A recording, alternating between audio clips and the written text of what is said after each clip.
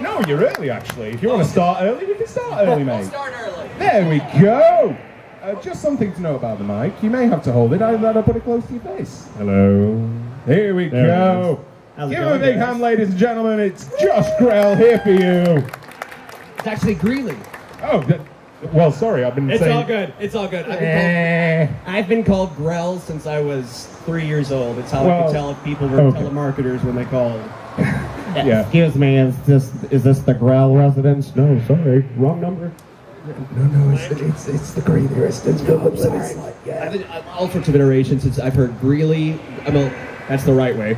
Grelle, Grelle, Jarell. I think Jarell was my favorite. I was like, are you French Canadian? Hello, it's Mr. Jarell. Josh Jarell. Joshua Jarell is here. Which really, it's just like, sure, I'll be the son of Jarell. Better than being the son of Carlo. True. So, how do you want to do this? Do you want to do it as Q&A? Do you want to give a bit of an intro to yourself? Yeah, I'll do a quick intro and then we can just go straight to questions. Hi. First time in the UK. For those who were here yesterday, you know who I am. This is going to be very familiar.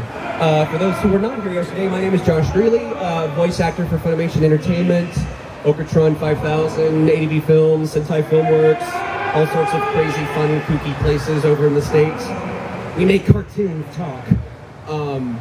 Some of the roles you might know me from, most recent, or just, I guess, the biggest overall, Yuri and Yuri on Ice. Yuri! And Armin in Attack on Titan. I'm also the narrator. Ruby I'm Tyrion in Ruby. And Yakuga Togumi and Danganronpa. Got the whole crew back there, I love it.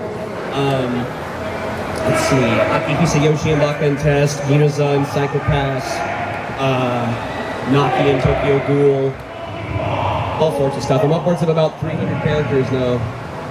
I was about to say, I think we'd be taking the entire panel for you to just go. Just like, let's just go down the Wikipedia list. Yeah. And in 1995, I played... No. But yeah, I've been doing this for about 14 years, a little over 14 years now. Working I didn't think it was very. I was like 8. Yeah, I was 14, very. Jesus. Say it again. 14, Jesus. Yeah, I was like 8. It really much. It pretty much was before I graduated high school. I had started. I got my first professional gig doing voice work, and so it's pretty much been the only job I've had since I graduated, except for working in a gas station. Well, congratulations on that. Dude, it's been crazy. I never would have imagined that it would go this long or be this successful. I've been insanely fortunate. Got to do some amazing stuff. I know it's so hot. It's just people fanning themselves. But yeah, that's me. And other than voice work, I've also done, and not just anime. I've also done plenty of video games and JRPGs like Tales of Xillia 2. I'm in Smite, Borderlands, Dragon Ball Xenoverse. I'm also in Dragon Ball Super as the Grand Priest, and all sorts of fun stuff. I live and breathe anime these days, and pretty much have since I was 10.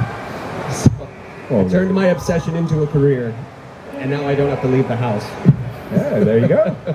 So, remember guys, this is PG-13. There will be strong language and possible adult themes throughout this panel. Is that what PG-13 means? That's awesome. Yeah, there you go. So, you know, as long as it's none of the big swears. Right. I don't want. What constitutes a big swear over here? Good question. Yeah. We're in Yorkshire. Nothing counts as a big swear. All right, cool. There we go. However, so I think we have somebody very eager to ask a question. Let's go! What's up, Natsu? First off, have you read the Attack on Titan manga yet? I have not read the manga, but I've had the whole thing spoiled for me. Oh, okay. There's a certain scene that will be definitely in season 3. Are you ready to do the molesting scene? Yeah, I'm so actually. Oh, that scene. Yeah, that one first. Yeah. Yeah, I'm ready. I'm really ready for like what I'm hoping happens near the end of season 3. If you've read through the manga, and you know it's coming. You know it's coming. Yeah. I won't say anything else just in case, but yeah, I cannot wait. And starts next month, so I know. Season 3. Questions. Aha. Banba, what's up? Okay, what's the most unusual thing that you've had to do to either get into character or get a read to sound right? The most unusual thing. My vocal warm-up usually consists of doing high kicks around Funimation while singing I'm a Little Teapot. That's my prep. I'm kidding. I just do that in the car.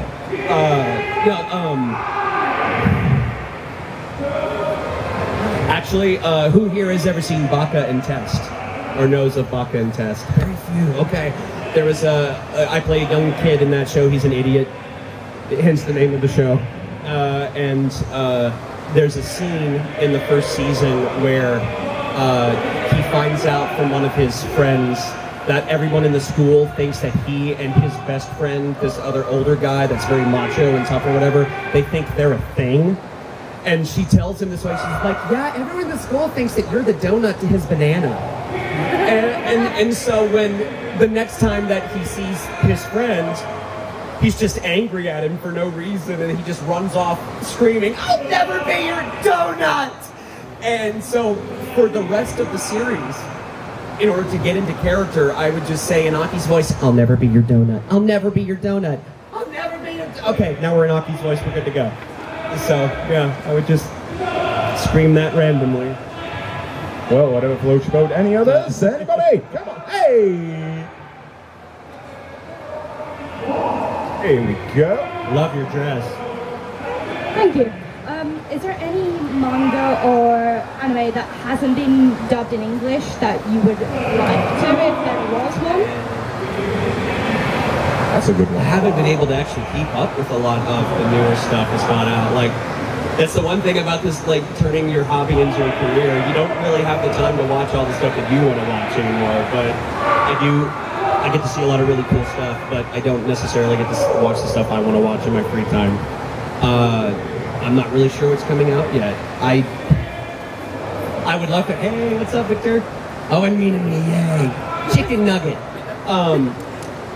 I think if they ever made more Slayers, like a new Slayers anime, I would love to be a part of it.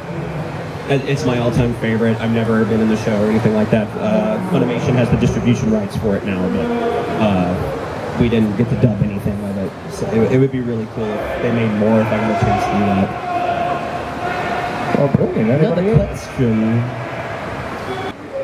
I was just wondering, is there any characters from like any anime or something like you haven't voiced but you would like to?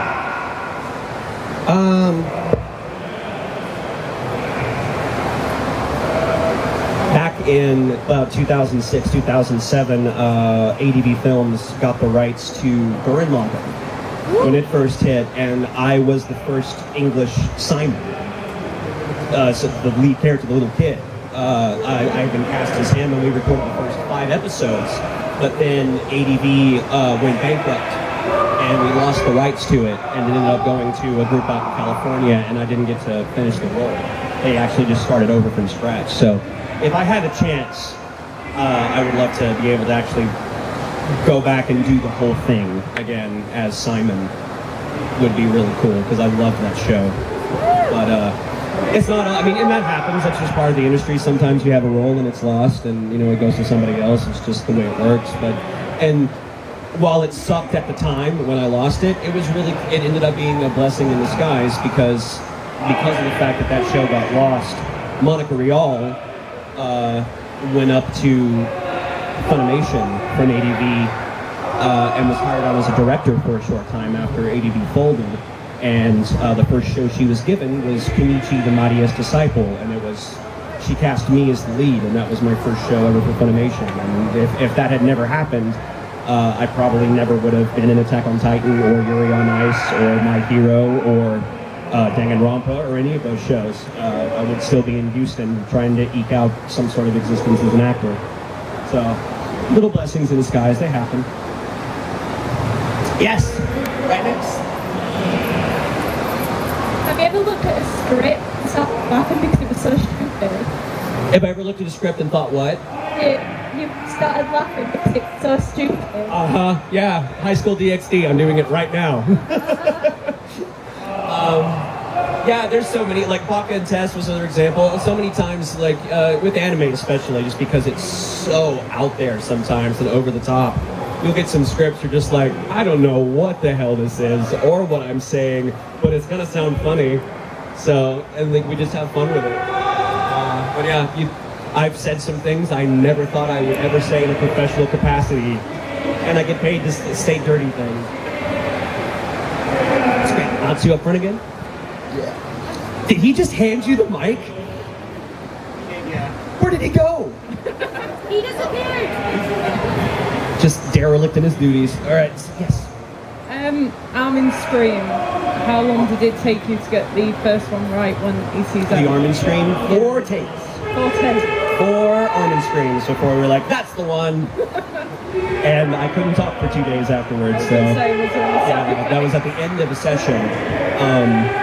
Thank goodness. And I didn't have anything else booked that week. But yeah, no, Armin Scream. We did it 3 times and he was happy with the 3rd one. And then I said, I think I might have one more in me, like that might be better. So I'm up for doing it a 4th time. And so we did, and he was like, no, I like the 3rd one better, and that's the one that everybody, knows now. Yeah. That's the one that, and like, when I recorded it, I was nervous as hell, because it's such a, huge moment, not only in the show, but for Armin. And I was really worried that it would just sound funny. Which in some cases, to some people it does. It sounds like, some people think it sounds like Lemongrab from like, 1,000 Years Dungeon! But the thing is, like, with that scene, so many times, like in anime, when you hear people scream, it sounds way too controlled and cool. I mean, it's like a Dragon Ball power scream or Natsu powering up or doing anything like that. Like those yells, they always sound like it's the anime scream. Type thing. Yeah. It's very controlled and it sounds big and powerful and cool. But in that moment, we can't have Armin sound cool. Like that scream can't sound controlled or anything. It had to sound like someone who was breaking. And so we had the first couple takes I did, and they were nice solid screams, but they sounded too in control. And so in order to, and finally we got that one, and it really was that we were like, oh, people are either going to think it's really disturbing or it's going to sound funny to them. And that's only the 2 reactions I ever get. It's either, oh my gosh, that scene, it hit me to my core, I get goosebumps just thinking about it, and I have it on my phone, and every time I hear it, I get freaked out or whatever, or I get, dude, that scream was hilarious. Like the first time I saw it, I was like, oh my god, that is so good, and then when I rewatched the whole anime, I was like, yeah, that's just funny. Yeah. You listen to it enough times and anything's funny. Yeah. But I think the funniest thing for me was getting to see, about a year or 2 later, there was a collection online that you could find of all the different dub languages doing the Armin scream, and the French version sounded like a 50-year-old who'd been smoking since he was 3. Like, and it's literally just, the scream was, oh! That's just, what are you doing? Like, oh, I felt so bad. But it was really interesting, and there was the Italian one too, and the Italian one was interesting, but I can't remember what the voice sounded like. But yeah, if you can, go to YouTube and just type in Armin Scream all languages, and have yourself a laugh. Even at mine, if you think it's funny. Oh, right next door? Or we have somebody on the back? If you was actually in Attack on Titan, would you prefer to have the smarts of Armin, or rather be one of the stronger characters? I think I'd rather have Armin smarts. Like, he may not be physically all that capable or anything, but I feel like he has some of the most courage out of a lot of them, because even though he knows he doesn't have physical strength, he's like, yes, I'll join the military. Yes, I'll join the scouts with you. He's the first one to jump up and say that he'll do that.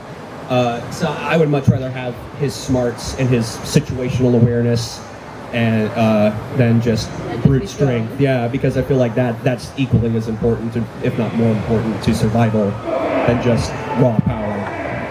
So yeah, absolutely, I would take his smarts.